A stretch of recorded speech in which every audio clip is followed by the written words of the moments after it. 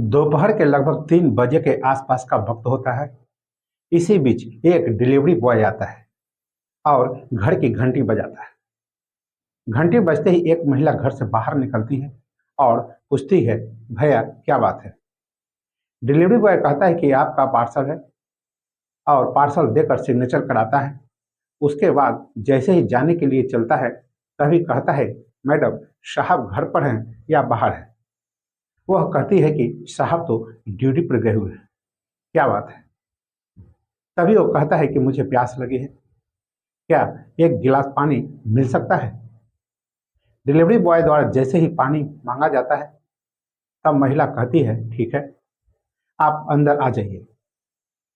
अब delivery boy अंदर जाता है और अंदर जाने के बाद जब तक उसका मन करता है, जब तक उसका दिल नहीं भर जाता तब तक वह घर के अंदर रहता है और आसपास के किसी व्यक्ति को इस बात पर कोई शक नहीं होता है।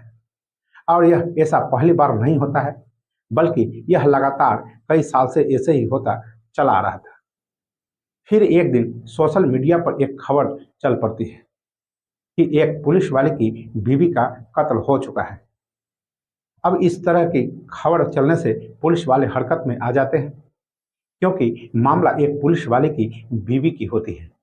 अब पुलिस इस हत्याकांड के जांच में जुट जाती है और इस घटनाक्रम का खुलासा करने के लिए तमाम तरह की कोशिश शुरू कर देता है। लेकिन यह एक ऐसा अंधा कत्ल था कि कातिल को ढूंढ पाना ही मुश्किल लग रहा होता है और अंततः पुलिस ने उस कातिल को तलाश कर ही लेता है और उसको गिरफ्तार कर लेता है। जब कातिल को पुलिस गिरफ्तार कर लेती है तब कातिल बार बार पुलिस से एक ही सवाल पूछता है कि आप लोगों ने हम तक पहुंचे कैसे और कैसे पकड़ लिया। अब उस कातिल को ये बातें समझ में नहीं आ रहा होता कि आखिर पुलिस वाले ने उस तक पहुंचा कैसे, और बार बार पुलिस वालों से एक ही सवाल करता जा रहा था कि मैं पकड़ा कैसे गया, बस मुझे यह बता दो। कातिल की पूरी बात सुनने के बाद एक बार तो पुलिस हंस पड़ती है और मुस्कुराते हुए कहती है कि पहले यह बताओ कि कत्ल कैसे किया और क्यों किया, इसकी वजह क्या थी। आखिरकार जब दोनों ने एक दूसरे के बारे में बताता है तो सब लोगों को इस कहानी के बारे में सुनकर बड़ी हैरानी होती है कि आखिरकार ऐसा कैसे हो सकता है। तो आज की कहानी उसी डिलीवरी बॉय, पुलिस वाला और पुलिस वाले की बीवी की। दोस्तों आज की सच्ची घटना जानने के लिए वीडियो के अंत तक बने रहिए। तो सबसे पहले नमस्कार, आप देख रहे हैं न्यूज ईरा क्राइम और मैं आपके साथ विपिन। आज की जो सच्ची घटना मैं आपको सुनाने जा रहा हूं, ये सच्ची घटना है राज्य छत्तीसगढ़ से। जिला होता है सुकमा। दरअसल सुकमा जिले में एक पुलिस वाला तैनात होता है जो कि डॉग हैंडलर होता है और उसका नाम शिशुपाल होता है। वो अपनी पत्नी को फोन करता है, वो लगातार फोन करता रहता है क्योंकि उसकी पत्नी रायपुर के विधानसभा थाना क्षेत्र में रहती है। उस जगह का नाम होता है आमा सिवनी और आमा सिवनी के पास ही एक कॉलोनी होती है, वो होती है पुलिस कॉलोनी। उसका ब्लॉक नंबर ए और गली नंबर 4 में रहती है। पुलिस वाले अपनी पत्नी जोली को फोन करता है। पहली बार फोन करता है 6 मार्च 2024 को, लेकिन फोन नहीं उठता है। फिर दूसरी बार ट्राई करता है, तीसरी बार ट्राई करता है। उसे लगता है कि बीवी सो रही होगी, इसलिए उस टाइम फिर फोन नहीं करता है। कुछ देर बाद यानी कि आधा एक घंटा बाद फिर से फोन करता है। अपनी बीवी को पुलिस वाला फोन कर रहा है लेकिन उठ नहीं रहा है तो परेशान हो जाता है। वह कहता है कि आखिरकार क्या किया जाए। तभी पास में एक घर होता है, पड़ोसी के पास फोन किया जाता है और पड़ोसी से कहा जाता है कि जाकर देखो मेरी जो बीवी है फोन क्यों नहीं उठा रही। फिर पुलिस वाला सोचता है फोन हो बाजार गई होगी और कुछ देर बाद एक बार और कोशिश करता है, फोन फिर नहीं उठता है। अब पुलिस वाला परेशान सा हो जाता है, उसकी बेचैनी बढ़ने लगती है और मन में तरह तरह के सवाल और ख्यालात आने शुरू हो जाता है। अब सोचता है घर में है, क्या कर रही है, अब काफी बार ट्राई कर चुका होता है, लेकिन फोन नहीं उठ पाता है।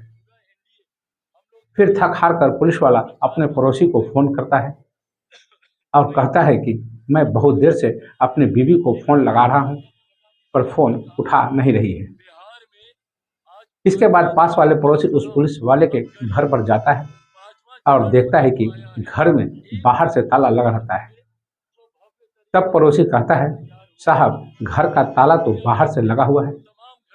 अब ऐसी स्थिति में ताला लगा हुआ है तो क्या करें। तभी वो पुलिस वाला कहता है कि घर के अंदर झांक कर देखो, हो सकता है कि कोई बात हो। जैसे ही पड़ोसी घर के अंदर झांक कर देखता है, इसी बीच में उस आदमी की जो नजर पहुंचती है, उस आदमी का होश उड़ जाता है।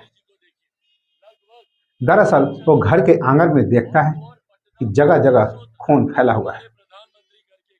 खून की छींटे फैले हुए हैं। वह वहां से हट जाता है। तुरंत ही कहता है, भाई साहब कुछ न कुछ तो गड़बड़ हो चुकी है। जैसा ही ये बात पुलिस वाला सुनता है, वह बिना देर किए खुद ही ये पुलिस वाले को फोन कर देता है।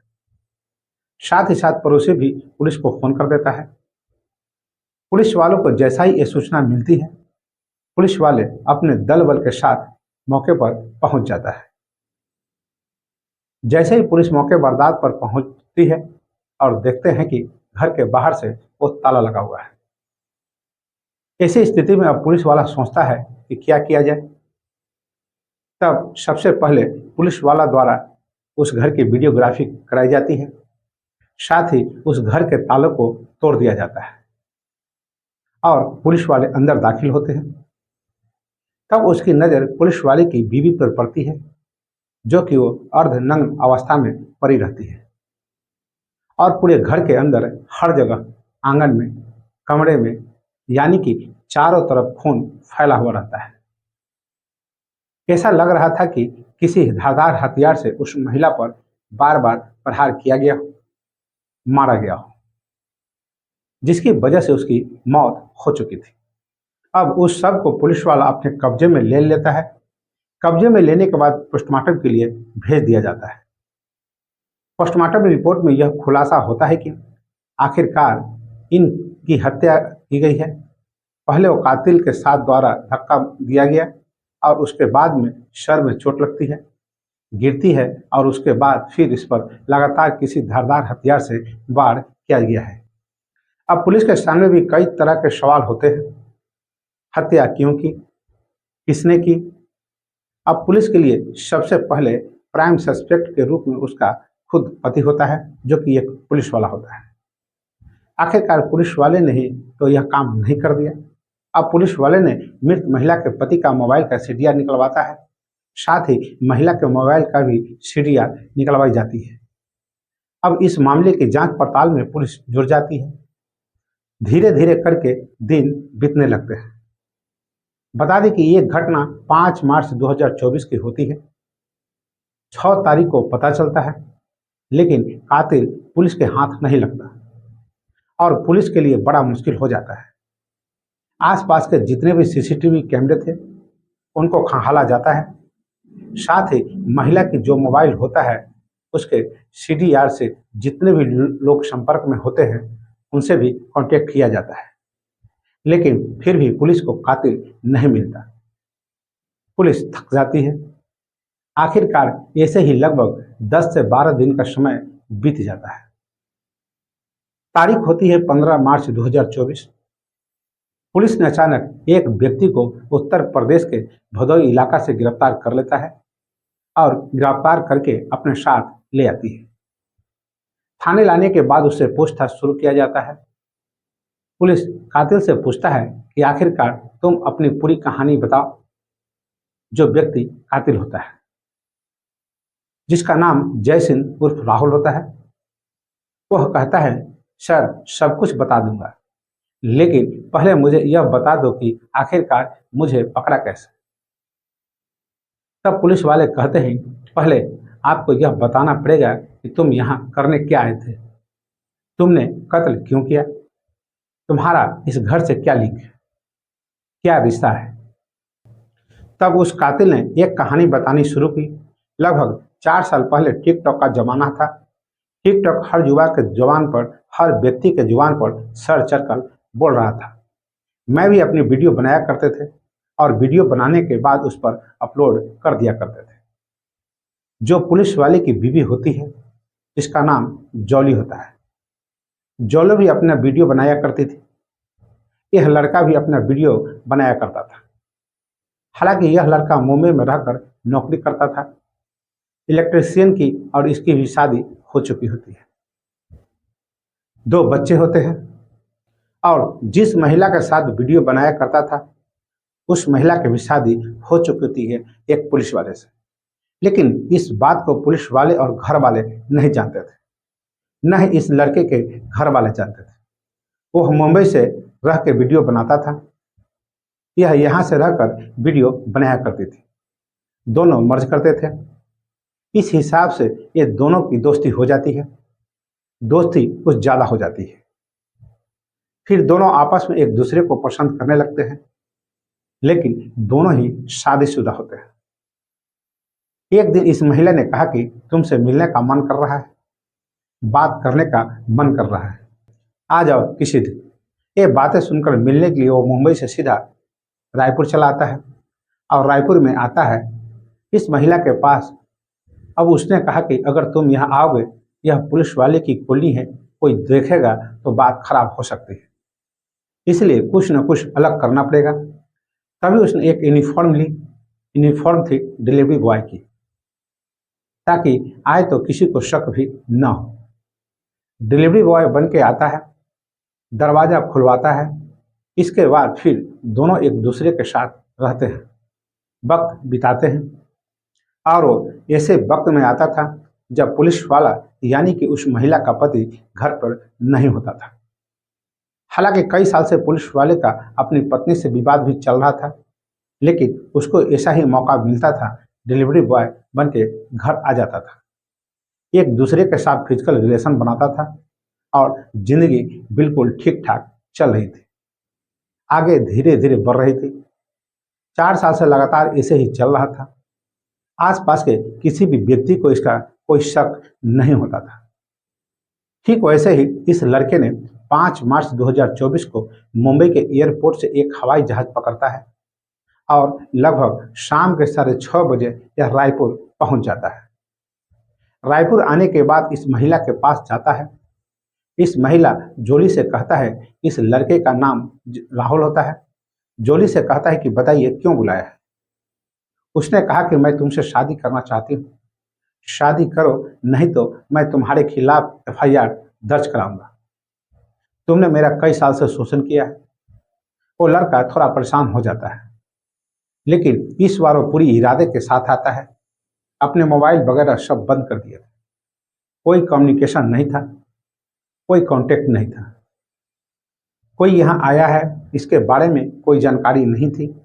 कपड़ा भी पूरा ऊपर से अपने आप को, पूरे चेहरे को ढक लिया था, ताकि कोई उसे पहचान भी नहीं पाए। घर आता है, बातचीत चल रही थी। उसने महिला को धक्का दिया। धक्का देने के बाद महिला गिर जाती है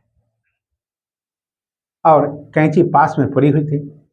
उस धारदार हथियार से उस महिला के शरीर पर बहुत वार करता है और उसकी लाश को पूरे घर में इधर से उधर लेकर दौड़ता रहता है। और दौड़ने के दरमियान यहाँ से लगभग 6:30 बजे घर में प्रवेश करता है। 9 बजे घर से निकलता है। वापस उसे मुंबई जाना था, लेकिन थोड़ा लेट हो जाता है क्योंकि उसकी जो फ्लाइट थी वो छूट जाती है। अब फ्लाइट छूट जाती है तो परेशान हो जाता है और सीधा स्टेशन पहुंचता है और वहां से पूरी LTT एक्सप्रेस से भूप तक गाड़ी पकड़ता है। वहां से भूसा से कामनी एक्सप्रेस पकड़ता है। उससे वह उत्तर प्रदेश के भदोई अपने गांव पहुंच जाता है। उसे लग रहा था कि अब इस घटनाक्रम का कभी खुलासा नहीं होगा, क्योंकि उन दोनों की बात जब भी होती थी वो सोशल मीडिया के माध्यम से होती थी। मोबाइल वगैरह का इस्तेमाल एक दूसरे से नहीं किया करते थे। अब ऐसी स्थिति में जब उसने कहा कि साहब मैंने तो पूरी कहानी बता दी है, लेकिन मैं पकड़ा कैसे गया, आप यह भी तो बता दो। पुलिस वालों ने कहा कि जब तुम मुंबई से रायपुर के लिए सफर कर रहे थे तो हवाई जहाज का आपको एक टिकट मिला था। दरअसल तुम जल्दीबाजी में उस टिकट को इस घर के अंदर ही भूल कर चले आए थे और हम लोगों की नज़र भी उस पर नहीं पहुंच पा रही थी।